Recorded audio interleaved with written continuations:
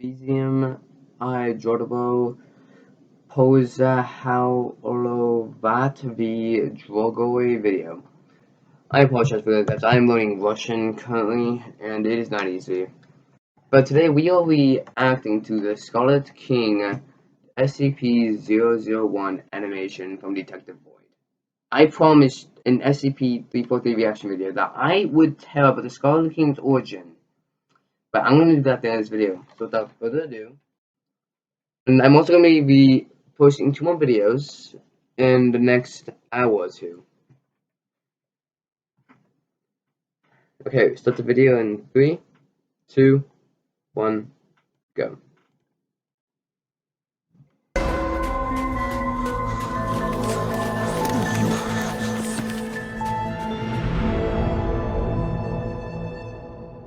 Always love the animation.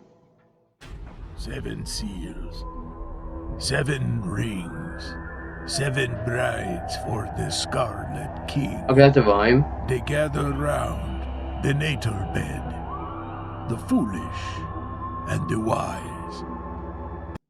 Let me see this one. So, all these symbols, they have wording on them that I cannot make out. Some could be Arabic, Iraqian, or Roman, I don't know. I'm gonna have to study these, but these are definitely cult symbols. They fear the child yet to be born, whose voice shall rend the skies. Today, I'll regale you with a story about the youngest among the brothers, about the ascent of a new king, and his bloody path. And of course, I'll make plain the mysteries and unveil the Foundation's darkest secret. What I'm going to tell you is in regards to SCP-1, the Scarlet King. Yep. The younger ancient god was born as the Tree of Knowledge was planted, and upon birth received the name of Karak. He was the smallest of 9 siblings belonging to the third brood. Other gods maintained the balance that existed between light and shadow, and only Karak could see the world's transgression, which tormented him unbearably. This incessant suffering sparked Karak's terrible transformation. Most of the information about the Scarlet King is obtained through ancient manuscripts and legends told, and therefore conveyed symbolically and poetically. His image can be found throughout all worlds known to the Foundation. It's a great evil, adorned in royalty, and represented by a crimson hue. Karak committed the first and most terrible sin, fratricide. He demolished his brothers and sisters, consuming their flesh, their strength, their wisdom. Now, close to invincible, he continued to devour smaller deities in an effort to put an end to the world's suffering, thus destroying everything that existed with it. And so Karak became the Crimson Monarch, the Dread Devourer, and so he went on to commit a second great sin. Interesting. The princess in the tower is hidden far away, Cliché. but nothing under heaven can keep her groom at bay. They gather around with leering smiles, the soulless and the dead. Though her soul unwinds, the cruelest minds will keep her in her bed.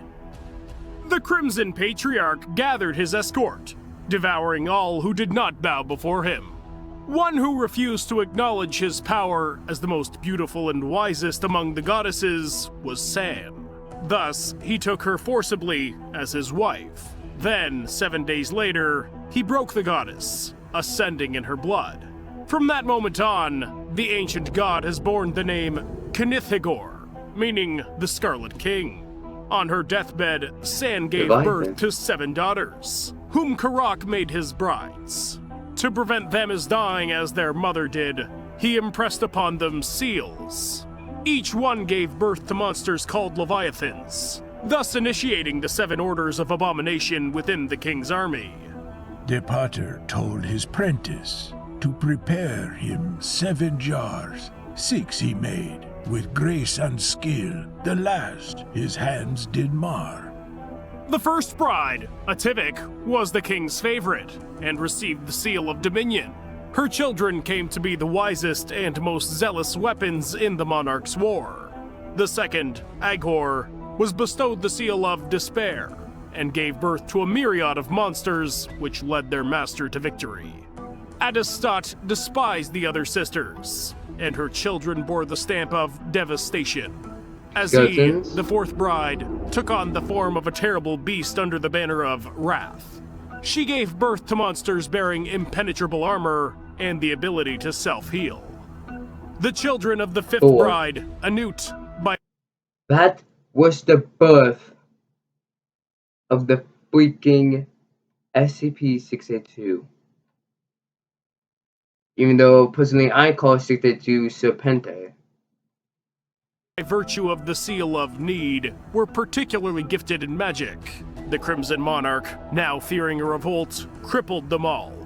Atelif, the sixth bride, preferred to remain in solitude, and so secrecy did become her seal.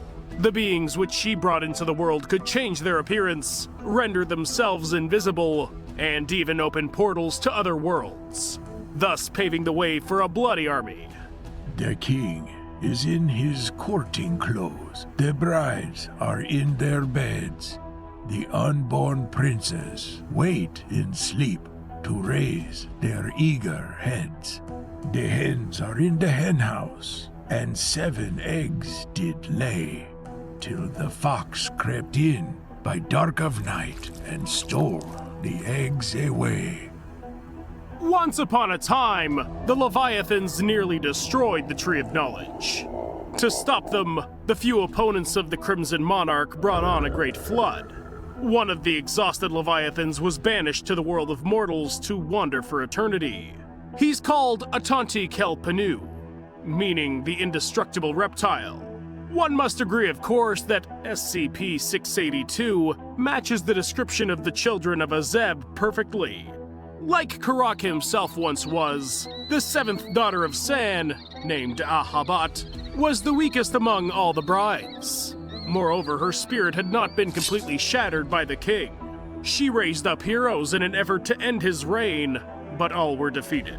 With the backstory of the Scarlet King now clear, let us return to the SCP Foundation. One day, 7 brides fell into its custody. 7 girls were rescued during a police raid conducted on a warehouse belonging to a cult known as the Children of the Scarlet King. 6 were broken by their bindings. 6 no more shall sing. Comes the 7th, full unwinding, and the bells will ring. A day later, one of the captured girls begins having contractions.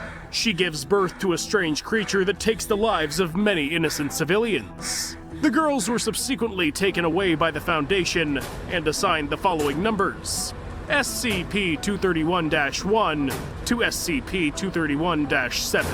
As it turns out, these were to be vessels for brides of Karak from another dimension. When the first had given birth, and all the birds did sing, her screaming cries did shake the skies, as she called out for her king. By Doctor's blade, the second bade a life into the world. Untimely hewn, 'neath a silent moon, the king's red flag unfurled. The first girl died while giving birth to an anomalous entity. It's known that this brought about a catastrophic event which affected many. A similar fate befell the second bride as well. Foundation scientists attempted to remove her fetus, but were unsuccessful. His bride, the third, remained unheard, her cries for help ignored. She stopped her life with a surgeon's knife and gave it to our Lord. The fourth prepares a dagger and places it at her heart. The perfect cure cannot make pure what the king has set apart. The fifth one's crown was bearing down upon the fox's set. The den was sundered with mighty thunder, and apocalypse beget. SCP-231-3 died, unable to withstand the brutal procedure called 110 Montauk. Efforts were made to save the fourth bride with the help of SCP-500, strange pills that cure deadly diseases and heal wounds, but this was to no avail, and the girl passed away.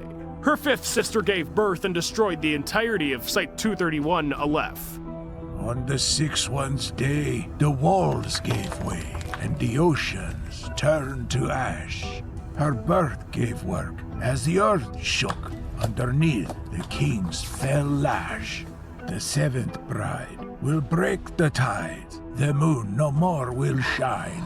There comes a day, not far away, she'll birth the death of time.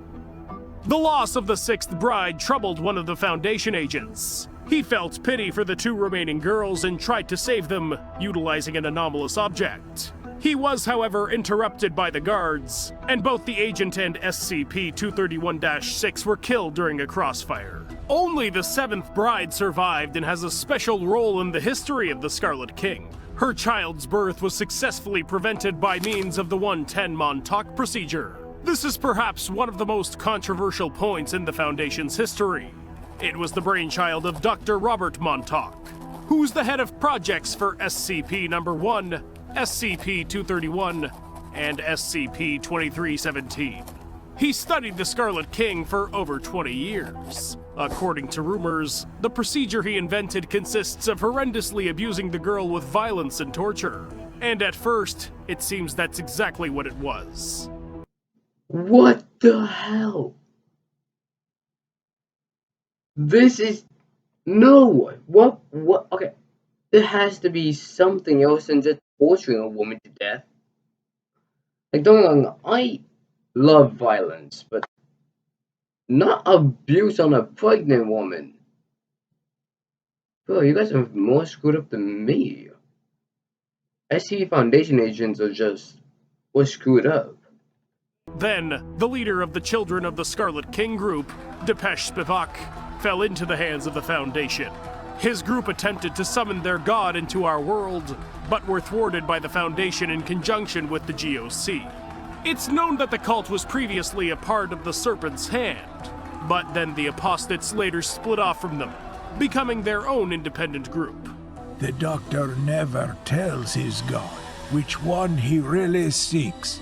Instead, he hides himself away, and quietly he weeps. Their god's own voice, he makes the choice, declaring with their word, in fear of pain, let her remain, lest she be like the third. Over the course of a few interviews, Depeche would never answer Montauk's questions directly, but instead nudged the scientist in the direction needed to find the necessary information, and also shared some interesting thoughts and insight. As it so happens, when Montauk began to actively study the Children of the Scarlet King and monitor their activities, the Doctor's brother suddenly disappeared. Overcome by rage and hatred, the scientist created that terrible procedure. When the former head of the cult brought this up, Montauk became suspicious. Following some extensive digging into the records of the Crimson Monarch, the researcher realized that he had been deceived. Montauk was prompted to create the ritual by the Children of the Scarlet King themselves, which was to their god's advantage. The scientist then tried to have the procedure cancelled, but the Overseer Council took no such risk. The Doctor's gun ended his run as he put it to his ear as she was defiled. The pitied child, he gave it to his fear. Her memory a fickle thing, the strongest shall endure. When her weeping starts to waver, their drugs make her mind pure. Then, overwhelmed by stress, Montauk went where no one comes back from. After much disagreement, the procedure set for the seventh bride was eventually called off. As a result, she gave birth to SCP-999. It's assumed that he's the hero who's destined to defeat the Scarlet King. During an experiment with the invincible reptile, the tickling monster made the creature happy for a while. After all, SCP-999 was still a child at the time and did not wield full strength. There exists yet another legend. Wait, aren't they all technically still children? I mean, they're all still kids, technically, so technically, neither was SCP-682. He was just a child too, which means technically they're both at equal strength. But these symbols, I have seen them before. During the research on one of the religions, I remember seeing these symbols. 13 religions. I've also recently studied the Topidika. It's just a Buddhist part of religion. I can't believe this is actually interesting. About the death of Karak, which is connected to the 7 King Spears. When they're close by, they open up a portal to another dimension. The more weapons that are collected, the larger the gap becomes. And so all 7 points must release the Crimson Monarch. The portal leads to Alagata, the kingdom of the Scarlet King. And so the cult was able to summon the 7 brides into our world. The spears are recalled in the prophetic text, according to which they will defeat Karak. Harker, Fawn, Set, Exile, Empress, Ahabat, and Isabel will all be thrust into the king's body. But that's another story, since it marks the end of the world. Nevertheless, the Foundation is of the belief... Oh, I just realized the end of the world, because you need according to this, you need every god to function in the world, the universe. I mean, technically, if Kaharak dies, everything dies. That the very existence of SCP-1 is but a suspended scenario for the end of the Tashkent-class world. If the Scarlet King does enter into our dimension, then everything will cease to exist. And so we now come to the main 2 questions. What exactly is the Scarlet King, and why is he SCP-1? In the Foundation, the staff of different levels possess different information.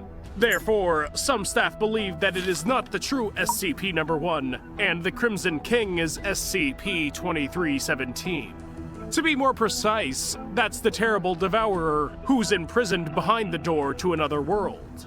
It appears that the monster wasn't really the Crimson Monarch until such a time as the Foundation began talking about it. This was all stated by Depeche during a conversation with Montauk. He also argued that the Scarlet King is not a deity, but rather an idea. He described Karak as the physical embodiment of the ancient world's hatred of the modern way of life. From birth, God feels the all pain and horrors of the world, which converge onto him.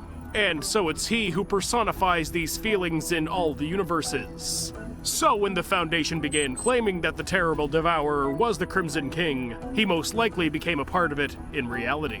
That is to say, the king does not necessarily have a body in the traditional sense, but is more likely a multi-dimensional entity. He exists in many spaces and forms simultaneously. This is why the Foundation does not take any deterrent measures. This is just one of the Scarlet King theories, but it is in my opinion correct. The Foundation holds many creatures that depend on how people perceive them, mostly ancient gods, and Karak is one of the very first. As for the assignment of the very first number among SCP objects, there are, at the moment, more than 20 objects with this number. The official version released by the Foundation is intentionally done as it is in order to obscure the truth about the real SCP-1, with the caveat that such a thing cannot really exist, or there may be several of them.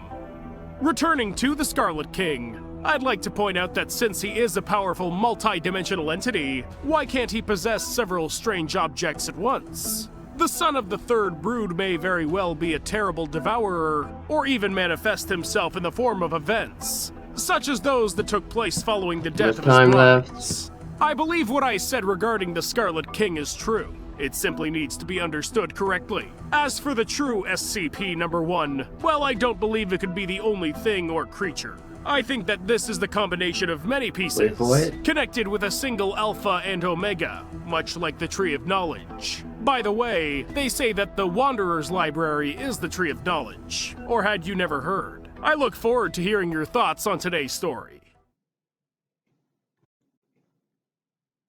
Stopped it.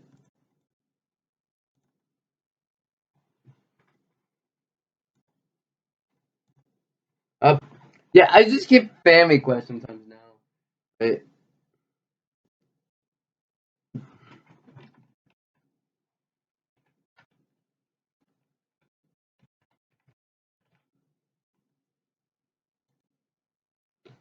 Okay, so this person named Angel Gamer just texted me and not just like replied to one of my comments on this.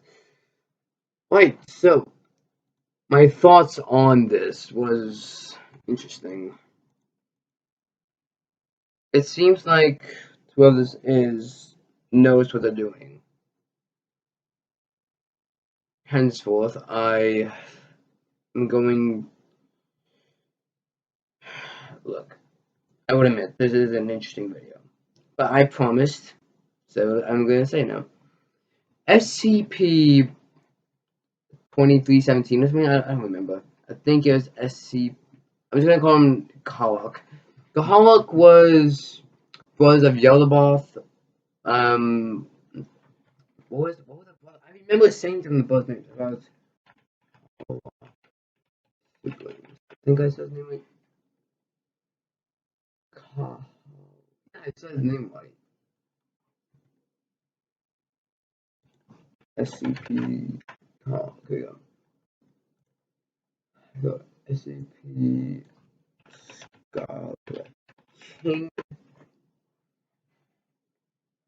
Says here and is SCP. Wait, what? SCP-166 and SCP-999 have siblings? But that never makes any sense.